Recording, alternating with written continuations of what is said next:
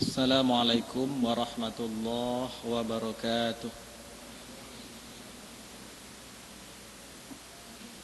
Alhamdulillah, nahmaduhu wa nasta'inuhu wa nastaghfiruh wa na'udzu billahi min syururi anfusina wa min sayyiati a'malina. May yahdihillahu fala mudhillalah wa may yudlil fala hadiyalah. Ashhadu an la ilaha illallah wahdahu la syarikalah wa ashhadu anna Muhammadan abduhu wa rasuluh. Allahumma salli ala Muhammad wa ala ali Muhammad. Rabbana zidna ilma warzuqna fahma. Bapak-bapak, ibu-ibu, hadirin hadirat yang dimuliakan Allah Subhanahu wa taala. Alhamdulillah, kita diberikan kesempatan, dilimpahkan rahmat dan karunia-Nya, serta yang terpenting adalah bimbingan hidayahnya ke dalam hati kita masing-masing untuk hadir dalam majelis yang mulia ini. Tanpa semua itu mungkin kita tidak ada di tempat ini. Tapi alhamdulillah Allah berikan hidayah kepada kita untuk hadir dalam majelis yang mulia ini. Salawat dan salam kepada Nabi kita Muhammad sallallahu alaihi wasallam. Beliaulah manusia yang paling kita cintai dalam hidup kita. Lebih dari kecintaan kita kepada diri sendiri, lebih daripada mencintai keluarga kita, apalagi daripada mencintai seluruh harta kita.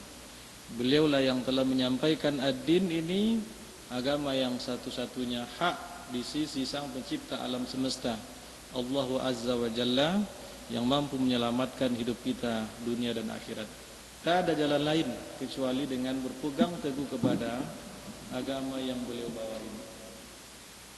Bapak dan Ibu hadirin hadirat yang dimuliakan Allah Subhanahu wa taala, sebagaimana jadwal kita malam hari ini, kita mengadakan kajian tentang akidah, dan kitab yang kita pilih adalah kitab Al-I'tiqad wal Hidayah ila Sabilir Rasyad. Nah, ini kitabnya. Ini yang kitab yang ditulis oleh Imam Al-Baihaqi. Imam Al-Baihaqi itu seorang ulama besar.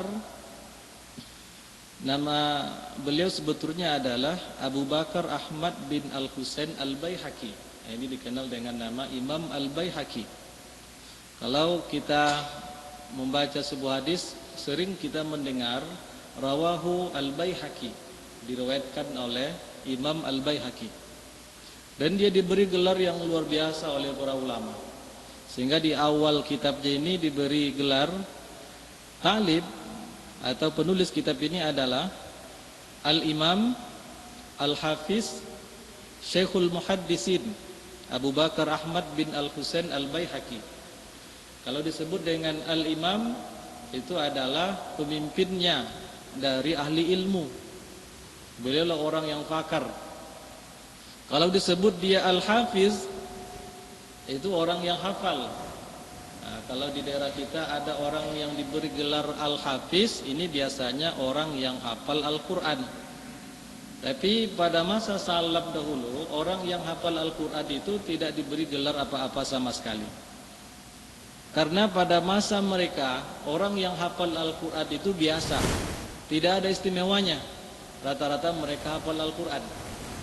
Tapi kalau ada seorang ulama diberi gelar dengan Al-Hafiz, ini adalah orang yang hafal dengan hadis-hadis Nabi Sallallahu Alaihi Wasallam, itu tak kurang dari 200.000 hadis lengkap dengan sanadnya.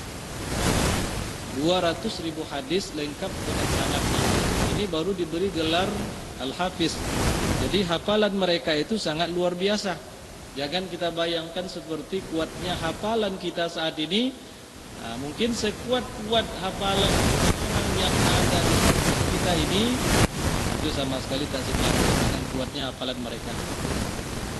Ulama mereka itu ada yang mampu menghafal surat Al-Baqarah 1 kali baca saja, itu mereka sudah hafal. Otak kita mana yang mampu seperti ini? Baca 1 halaman saja mungkin berminggu-minggu kita baru bisa hafal. Tapi ada mereka satu kali baca surat Al-Baqarah 286 ayat itu mereka sudah langsung hafal.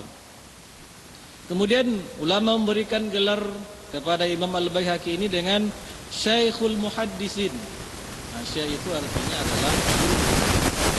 Al-Muhaddisin gurunya para ahli hadis. Siapa itu ahli hadis? Ahli hadis itu adalah orang yang berkecimpung dalam mencari sanad-sanad hadis, kemudian mengajarkan dan meriwayatkan hadis-hadis Nabi. Nanti kita akan jumpai dalam kitabnya ini, dia sampaikan hadis lengkap dengan sanad-sanadnya. Apa itu sanad?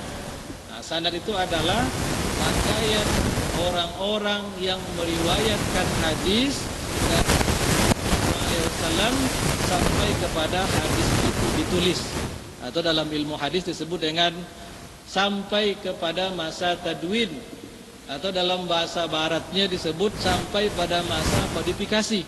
Kapan masa tadwin, kapan masa kodifikasi itu dimulai pada masa pemerintahan Umar bin Abdul Aziz. Beliau memerintah pada tahun 99 Hijriah sampai tahun 101 Hijriah. Itu Umar bin Abdul Aziz. Beliau yang pertama sekali memerintahkan sebagai seorang kepala negara, sebagai seorang khalifah, dia perintahkan kepada seluruh ulama ketika itu untuk menulis hadis-hadis Nabi secara resmi. Ini pertama sekali. Tentang waktunya dari masa wafatnya Rasulullah SAW sampai kepada hadis ini 90 tahun. Itu baru awal hadis itu ditulis. Antara wafatnya Rasul sampai kepada hadis ditulis, hadis itu dari amalan kepada amalan, dari amalan kepada amalan. Hadis tak mungkin hadis. Kenapa? Karena jarak ditulisnya dari masa Nabi itu sampai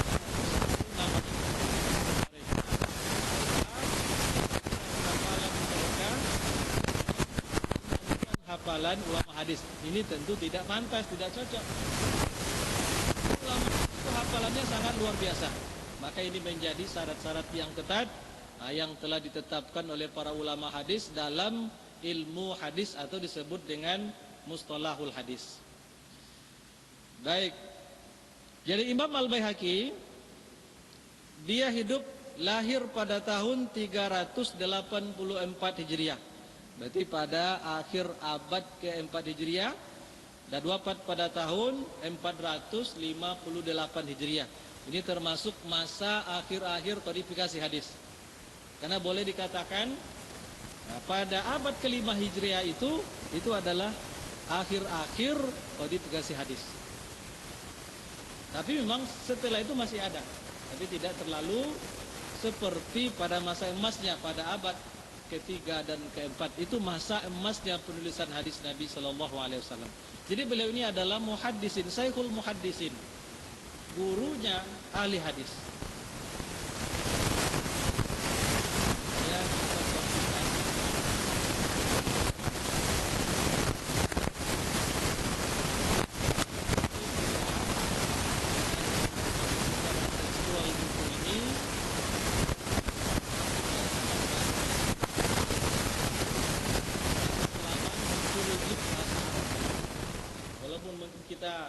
Banyak yang tidak mengerti dengan ilmu nahwu sharaf, tapi dengan memperhatikan ini kita terjemahkan dan kita sampaikan maknanya.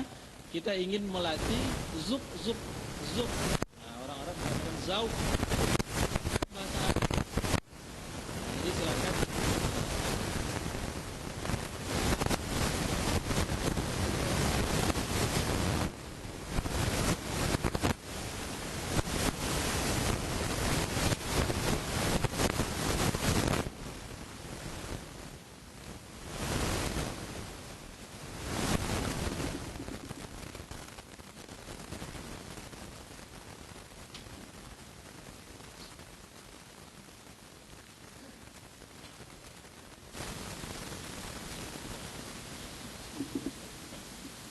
Nah, di sini dimulai pada halaman 110. Halaman 110. Kenapa kita meloncat ke halaman ini?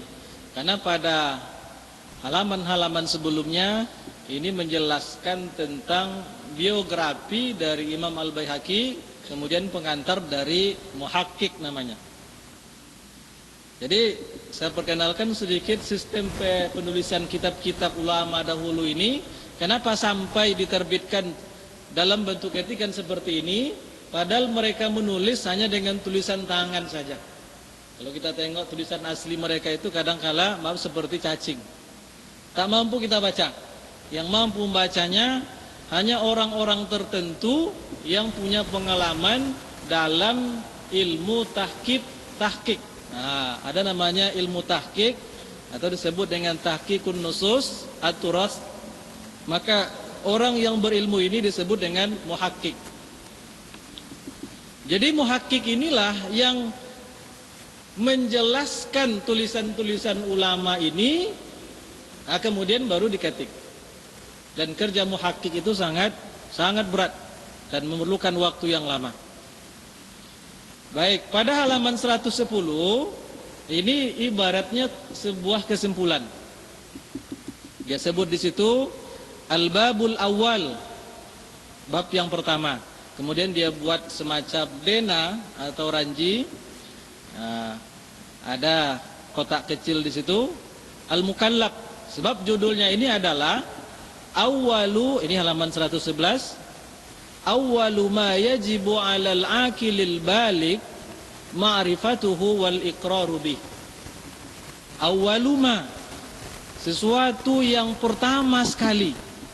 Jadi awal itu kan sudah bahasa kita.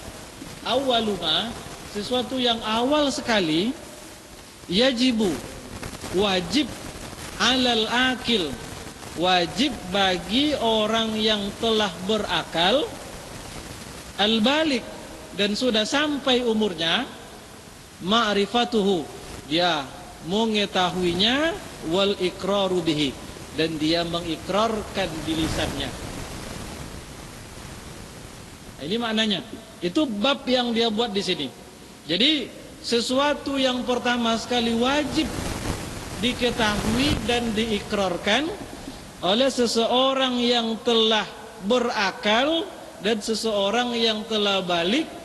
Nah, inilah yang dijelaskan dalam pembahasan ini. Nah, siapa itu akil? Orang yang sudah berakal. Nah, ini berbeda para ulama.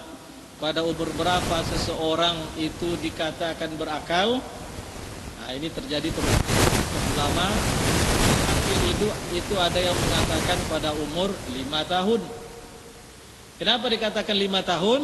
Karena terdapat sekian banyak hadis-hadis Nabi yang diriwayatkan oleh sahabat yang ketika dia menerima hadis itu dia masih berumur 5 tahun.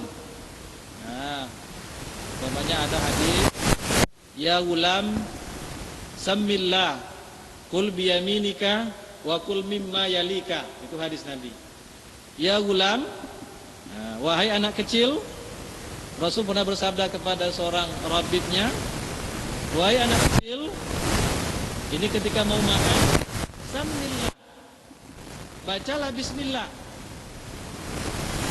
biyaminika, makanlah dengan tangan kanan, wa kul mimma yalika, dan makanlah kamu. Itu hadis. Jadi maksudnya bukan yang terdekat dengan selera, tidak.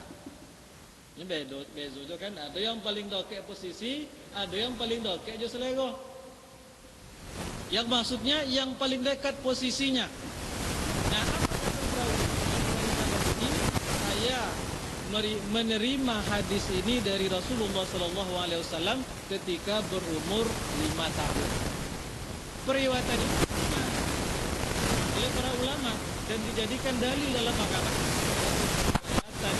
Orang yang diterima periwayatannya itu minimal dia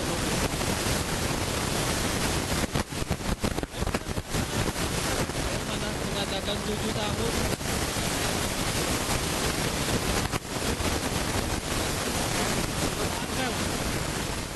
Apakah dia sudah balik? Belum balik. Maka syarat mukallaf itu dua. Pada halaman 110 ini, al-mukallaf ada titik dua di situ. Al-akil, yang pertama dia seorang yang berakal, yang kedua al-baligh, dia sudah sampai umur, baru dikatakan mukallaf, atau baru dia dianggap seseorang yang cakap untuk diberikan beban perintah dan larangan dari Allah Subhanahu wa taala. Ini namanya mukallaf, orang yang sudah cakap.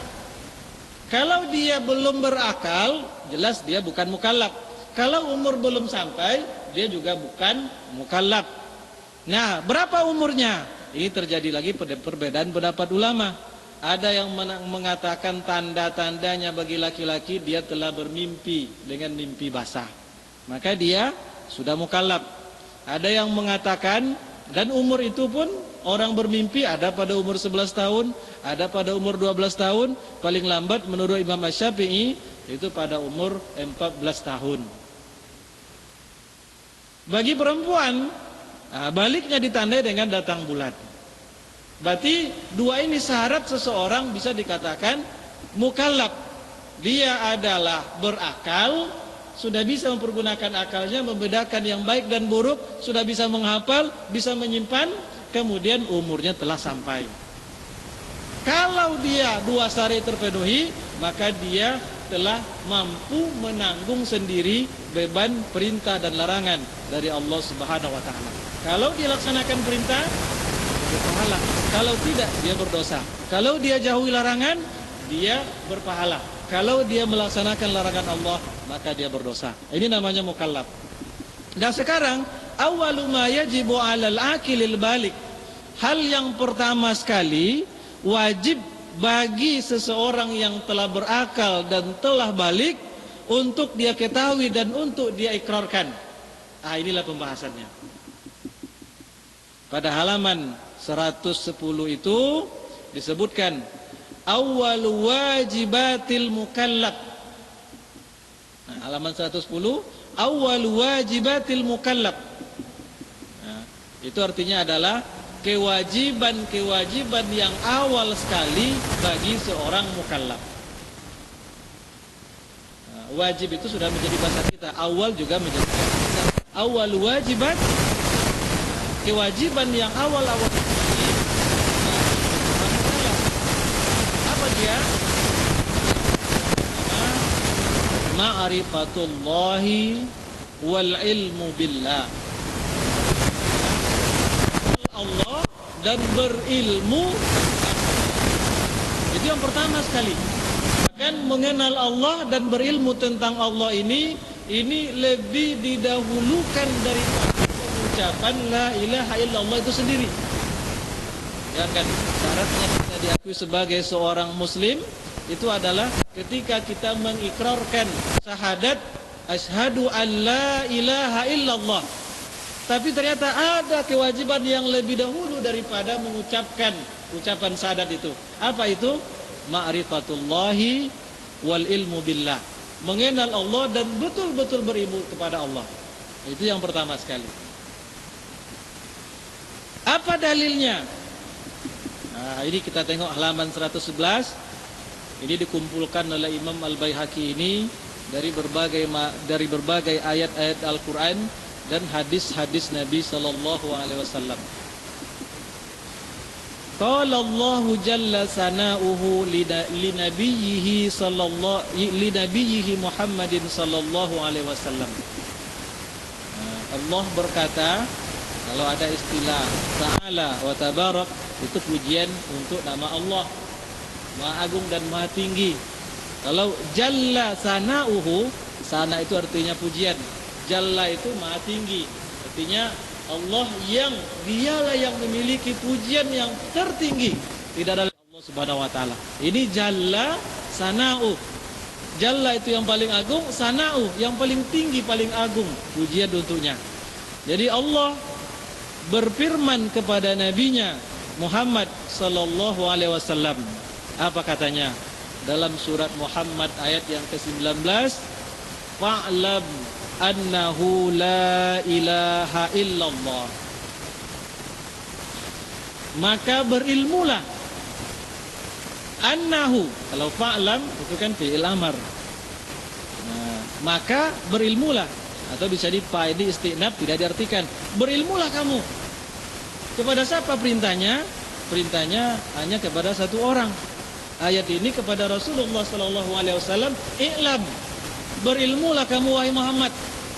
Itu juga ini mensyaratkan kepada kita pengikutnya. Berilmulah kalian.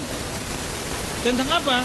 Annahu, bahwasanya la ilaha, tidak ada Tuhan yang hak sama sekali. Tidak ada Tuhan sama sekali.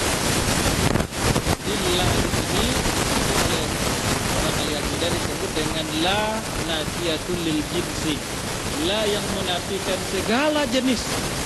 Apa jenisnya? Ilah. Ilah itu artinya kita bahasakan dengan makna Tuhan. Kalau la ilaha itu artinya tidak ada Tuhan sama sekali. Apapun itu, dimanapun itu, bagaimanapun dinafikan. Tidak ada Tuhan sama sekali. Kapanpun itu dan dimanapun, bentuknya bagaimanapun, la ilaha, maka berilmulah kamu Muhammad. Begitu juga pengikutnya, kalian berilmulah semuanya. Bahwasanya tidak ada Tuhan sama sekali. Setelah menafikan tidak ada Tuhan, lalu tetapkan illa Allah, kecuali Allah. Hanya satu Tuhan itu, yang hak hanya Allah saja. Hadirin hadirat yang dimuliakan Allah Subhanahu wa taala. Nah, dia menyebutkan sebuah bab dalam kitab Jami' Sahih Al-Bukhari itu, bab yang dia beri nama dengan ilmu adalah pemimpin.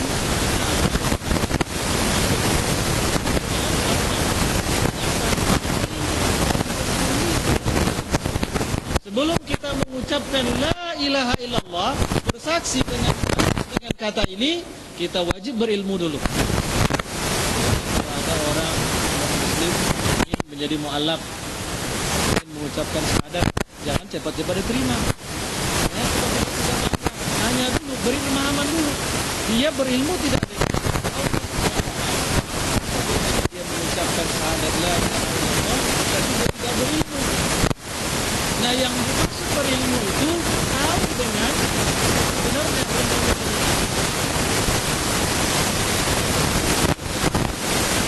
Kalau seandainya terjadi sampai ada kecelakaan, kita sudah tahu di situ ada kecelakaan.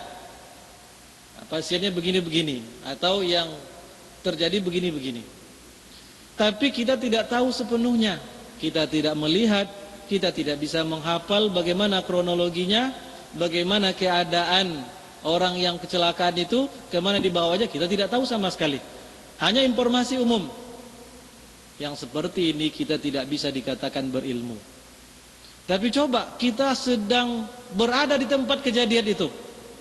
Kita melihat dengan mata kepala, kemudian jam berapa terjadinya kita bisa mengingat, kemudian kita bisa menyampaikan kembali semua yang berkaitan dengan itu, dan terpatri dalam pikiran kita.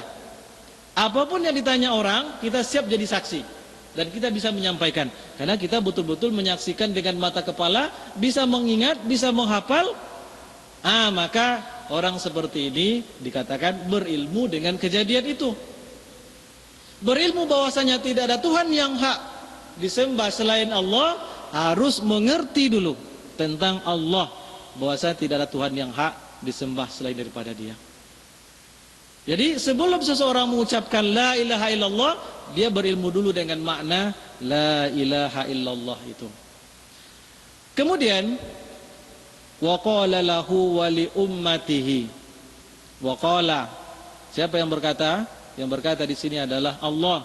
Wa qala lahu, dan Allah juga berfirman kepada nabinya Muhammad sallallahu alaihi wasallam, wa li ummatihi, dan dia juga berfirman untuk umatnya. Apa kata Allah dalam surat Al-Anfal ayat yang ke-40? Fa'lamu annallaha maulakum. Kita tandai perintah awalnya juga adalah fa'lamu, maka berilmulah. Jadi berilmulah kalian bahwasanya Allah itu adalah maulakum, dialah wali kalian, dialah penolong kalian. Tidak ada yang bisa menolong kalian kecuali Allah. Kalau ada pertolongan makhluk itu adalah hanya perantara datangnya pertolongan Allah Subhanahu wa taala.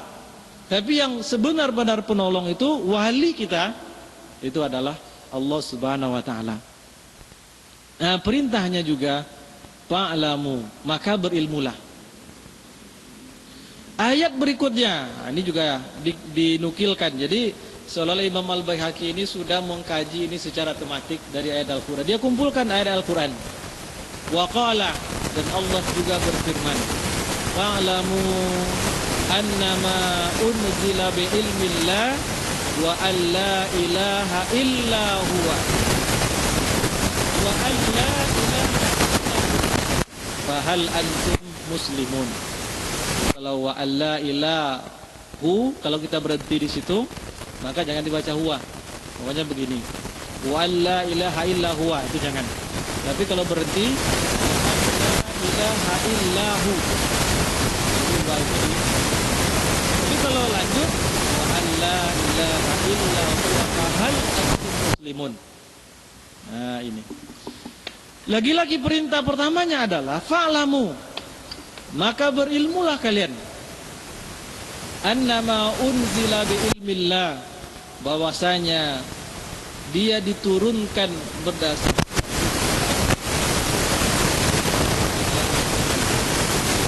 dalam ilmu Allah, wa la ilaha illahu, dan tidak ada yang hak lain daripada dia.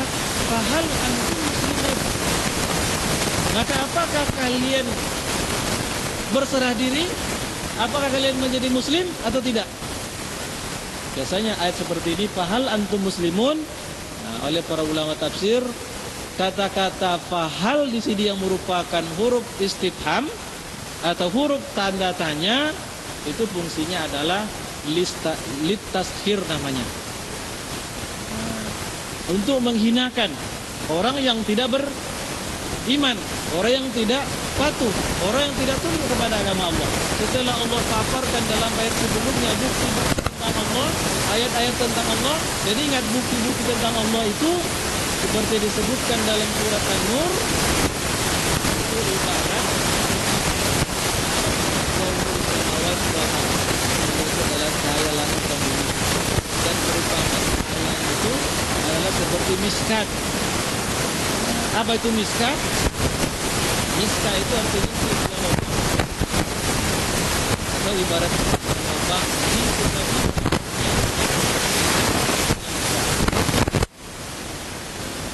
bagi kita yang pernah ke Mekah naik haji, rombongan Mina itu ibarat batu-batu. Nah, miskat itu sebuah lubang di sebelah sini tidak tembus. Kemudian di dalam lubang itu ada lampu, ada misbah. Kemudian lampu tadi ditutup dengan zujajah. Zujajah itu artinya adalah kaca. Kaca itu bercahaya. Lampu jelas sumber sinar, sumber cahaya. Kemudian minyaknya itu dari minyak zaitun yang diberkati, yang tidak tumbuh di barat, tidak tumbuh di timur, tapi dia tidak dikenai oleh cahaya matahari. Walaupun begitu, minyaknya saja yang menghidupkan lampu ini itu sudah bercahaya. Kita bayangkan senter itu bisa menyorot begitu jauh karena bidangnya itu kan cekung. Kemudian ada menyorot begitu terang. Nah, ibarat seperti ada lubang, ada lampu. Bercahaya, minyak pun juga bercahaya. Itu minyak zaitun. Maka disebut di sini an-nur ala nur. Cahaya di atas cahaya. Artinya bukti tentang keesaan Allah itu sudah begitu sangat jelas dan terangnya, tak satu pun yang bisa membaca. Kita mau memperhatikan, maka begitulah Allah terangkan bukti-bukti tentang Dia di dalam Al-Quran. Nah, setelah semua orang tidak punya untuk menolak, Allah tanya, fahal antum muslimun, kalian mau masuk Islam tidak? Kira-kira bagaimana itu? hatinya sudah menerima, kemudian bukti-bukti sudah begitu nyata. Allah tanya, "Fahal antum muslimun?" Kalian mau beriman atau tidak? Mau muslim atau tidak? Maka wajar. Siapa yang mau beriman, silakan. Siapa yang mau kafir, silakan. Setelah Allah terangkan bukti-bukti tentang Allah itu, yang beriman tempatnya di surga, yang kufur tempatnya di neraka. Allah berikan.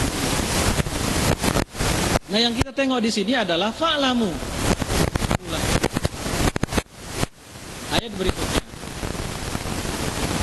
Wa qala qulu amanna billahi wa ma unzila ilaina.